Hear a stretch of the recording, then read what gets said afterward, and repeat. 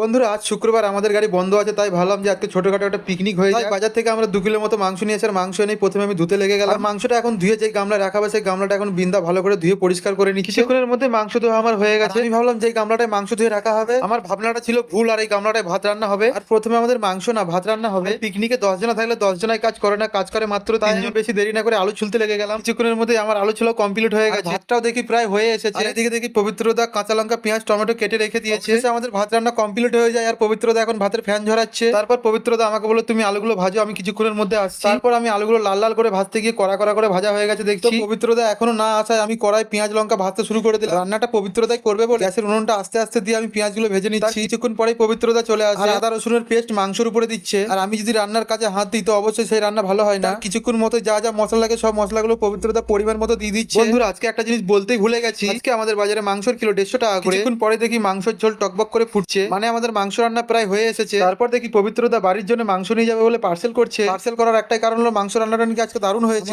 K1 জিপিতে একটা system ভালোই আছে, কোনো জায়গায় পিকনিক হলে আগে আমরা বড়দেরকে খেতে দিই, তারপর আমরা ছোটগুলো খাই। তো সাহেব দাদা সবার খাওয়া হয়ে গেছে, এখন আমরা খেতে বসেছি। এখন আছি আমি, রতন, পবিত্রদা আর মনোজ। তারপর মনোজ খেয়ে বললো রান্নাটা নাকি ভালো হয়নি। আমার থেকে তো খেতে ভালোই লাগলো, মাংস হচ্ছে আমার ফেভারিট, যেমনই রান্না হোক না কেন আমার কিন্তু খেতে ভালোই লাগে।